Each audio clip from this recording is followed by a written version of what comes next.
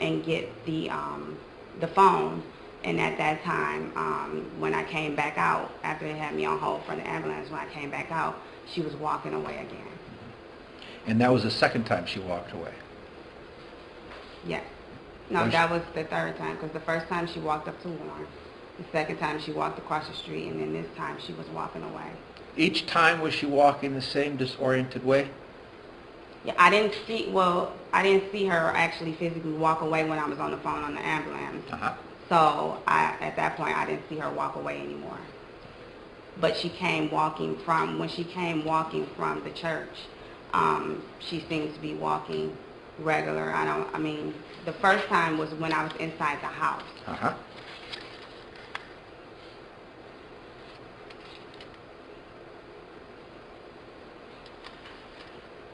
1 second.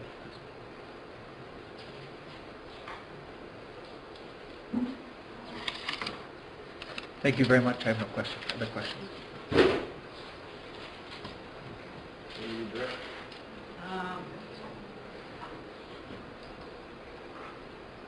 When you spoke to her, did she appear to be calm?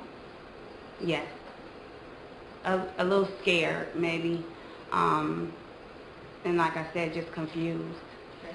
Okay. You indicated that you called 911 before you opened the door? Yes. And then after you called 911, that's when you opened up the door and you went outside? Yes. I was on the phone with 911, and I watched out the window, and the first call was done all from inside of my home. I hadn't even opened up the door or anything. I just immediately, when I heard the noise, I just got the phone and called 911. Okay, so you hear a loud noise outside your home? Yes. And you called 911? Yes.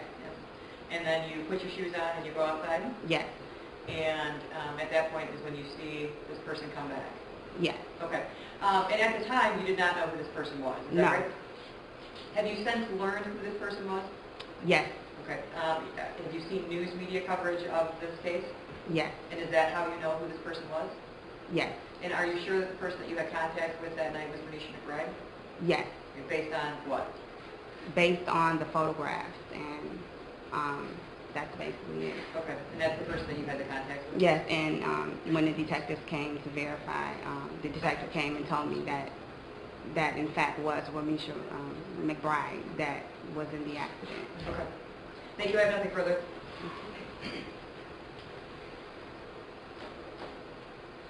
Just one quick question, Ms. Beasley. You said that when you looked out, before you went out, you were assessing the situation after you got your phone?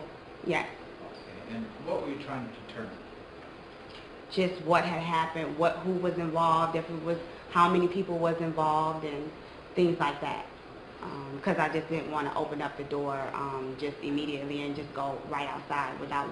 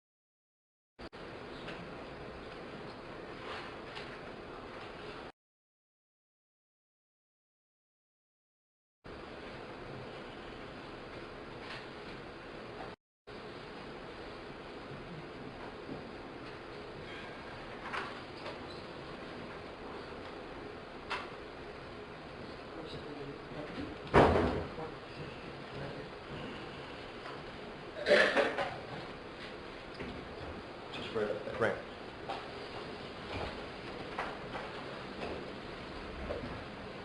Sir, raise your right hand, please. You solemnly swear and affirm that the testimony you're about to give will be the truth, the whole truth, and nothing but the truth, so help you God. Yes, I do. Please speak clearly and loudly and let's go to the microphone.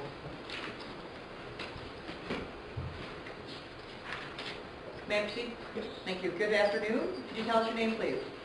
Valentine Peppers, And Mr. Peppers, how are you employed? a dispatcher for the Dearborn Heights Police Department How long have you been a dispatcher for the Dearborn Heights Police Department? since April this year. Okay. And were you working back on November 2nd, 2013? I was? And did you receive a 911 call at 4:42 a.m.? I did. I move for the admission of People's Proposed Exhibit Number 11. No objection, ma'am. So good. I'm going to play the 911 call and I'm going to ask you some questions about it, all right? Okay. Thank you.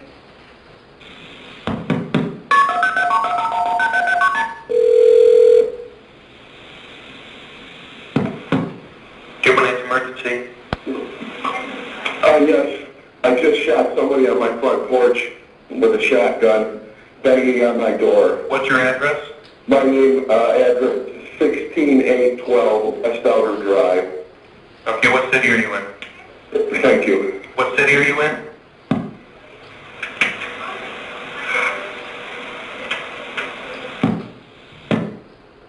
Mr. Peppers, do you recognize your voice on that 911 call? Yes, I do. And was that the entire conversation that you had with that caller at that particular time? At that time, yes. Okay. Now, when you received that information that the caller had just shot someone on my front porch with a shotgun banging on the door, what, if anything, do you do? I put the run in for the dispatcher to dispatch the call. And how is it that the Dearborn Heights 911 system works in terms of once a caller calls and says they need help, or in this particular case, someone calls and says, I just shot somebody on my front porch. You said that you put that information somewhere, or you do something with that information? Right. You put it in the computer. I was taking calls that night, and someone else was dispatching the runs to the police officers that were on duty. Okay, So I put the run in, and that way they can get the information out to the officers. All right, now after the information is placed into the system and another dispatcher sends police officers to the scene, what do you do at that point? At that time, I called him back. Okay, and do you recall what number you called back?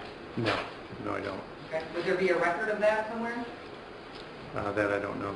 Okay, the number that called you and initially said I shot someone on my front porch, that is the same number that you called back? Correct. And did you have additional conversation with the same person that made that 911 call? I did, yes. What did you advise that person to do, if anything? Well, what I advised them to do when the officers were pulling up was to step outside and talk to them. Okay, and why is it that you called them back in the first place? To get more information about the shooting. Okay. And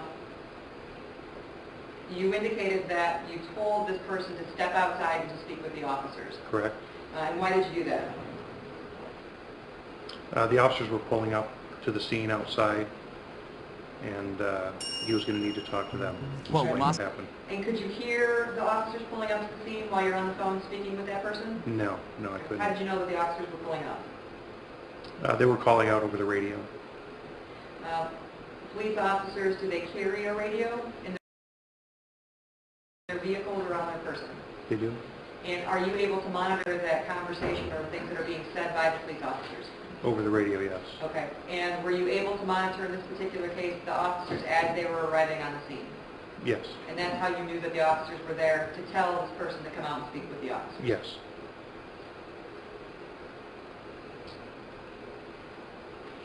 Any further contact with the No. caller?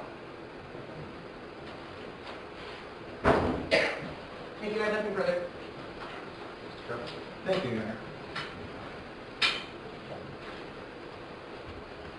Mr. Peppers, my name is Matt Carpenter. I'm an attorney for Mr. Wafer, who you talked to on the 911 call. Do you have any, I had the feeling that this first call was interrupted. Did you have that sense? I don't know if it was interrupted. He did hang up the phone while I was asking him questions. So you think if Mr. Wafer hung up the phone or his line went dead, do you know if he was calling on his cell phone? I don't know. You said you called back to get more information on the shooting. That's correct. What type of information were you seeking? Any other details that we could get. I mean, do you act as an investigator for the police in your capacity? No. want to ask you generally a question about the 911 calls. Are they prioritized by the dispatchers or by yourself on what needs urgent attention and what maybe could wait? They are. They are. And a shooting, I would assume, got highest priority? Yes, And a car accident, not quite so high? that's correct. So if someone's hurt, high priority? Right. Okay. And just some vandalism may get lower. Is that basic the idea? Yes. Okay. If there's an immediate danger and whatnot. Did Mr. Wafer say anything to you in the second call? He did. And what did he tell you? Objection, hearsay? I think that we've already heard his recorded conversation. Did you record the second call? I don't record any of the calls. That's in our system Okay. to do that. Was the second call to Mr. Wafer recorded that you called back? As far as I know, it was not. Okay. Your Honor, I would rule that whatever Mr. Wafer said would be an excited utterance. I'm sorry, the court ruled that it is in fact? I know, I didn't realize he was out handing him a seat. I wanted him to see it in case he Okay. wanted to further Sorry, his I missed argument. what you said. I would say that anything Mr. Wafer said immediately after a horrific shooting like this would be an excited utterance. Well, I would object to that. I mean, we listened to the call, he sounded pretty calm to me. That doesn't mean that he wasn't excited, Your Honor. But there's I want to ask this question. How long after the first call did you call him back? I don't know exactly how long it was. It would have been quickly, though, within a minute or two. And Your Honor, we've already also had a discussion in your chambers on the rule of completeness. I think this is also applicable in this case. There was an interrupted call. He believes Mr. Wafer interrupted the first 911 call, and to get the total picture, he called back. But in any event, it's certainly an excited utterance by Mr. Wafer. Did you want to say anything? I did. He does not sound excited, and in fact, the testimony is that he believed that the caller actually hung up the phone. The witness is, you can hear on the 911 call asking him additional questions when the defendant says thank you and hangs up the phone. So first of all, it's not, I don't believe that there's been any evidence on this record to show that it's an interrupted call. It's a call that's initiated by the defendant, it's ended by the defendant. Under the rule of completeness, you have to be able to show that additional statements are going to give context to what happened. And he already told us what happened. I shot somebody who was banging on my porch with a shotgun, and then he hangs up the phone. So I don't believe that any further statements by the defendant get to come in on either one of those theories of admissibility. Your Honor, just a quick rebuttal. There's nothing in the rules about excited utterance that the person has to act excited. That's not, it's the situation. Would a person be excited, and would he have time, sufficient time to make up a story, or would he be telling the truth since it's fresh in his mind? That's the rule. Nothing about his demeanor or how he acts. You called him back, correct? That's correct.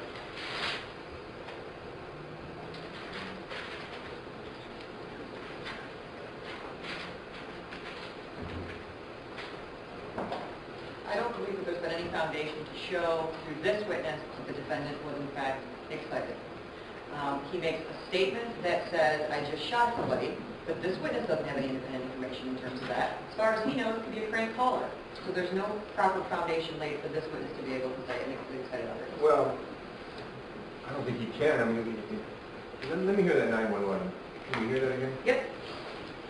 I mean, he's hearing what we're going to hear. I mean, I don't think there was anything else.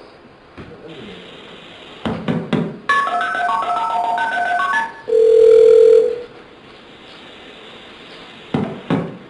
Emergency. Yes. I just shot somebody on my front porch with a shotgun, banging on my door. What's your address? My name, address 16812 Estauer Drive. Okay, what city are you in? Thank you. What city are you in?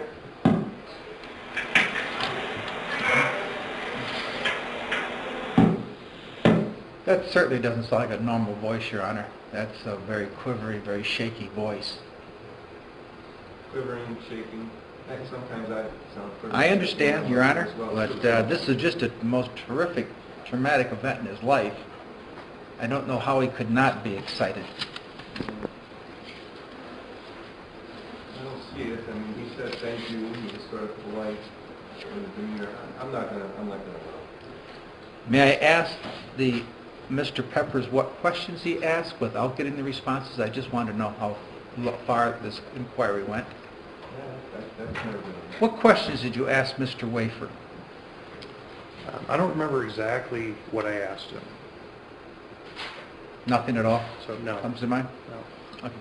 I have no other questions, Your Honor. Thank you. I have nothing further. All right, you may step in. You want me to call on the witness? Is,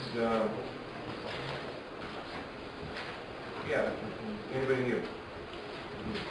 Yes, Your Honor. Can we have a 5-minute All right, break? we'll take a 5-minute recess and we'll come back. Okay, thank you. And by the way, that next witness, I mean, I don't want to tie your hands, but you know, the sort of like, First responding officer, it's not going to be real lengthy. okay.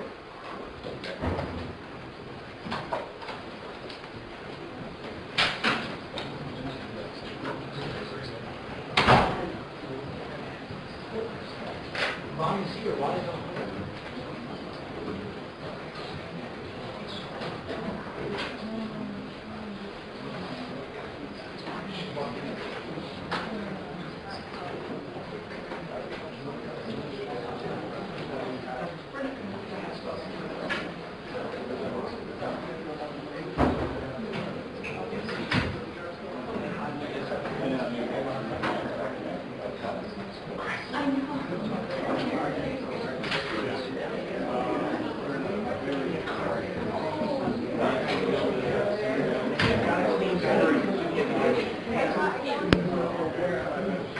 Thank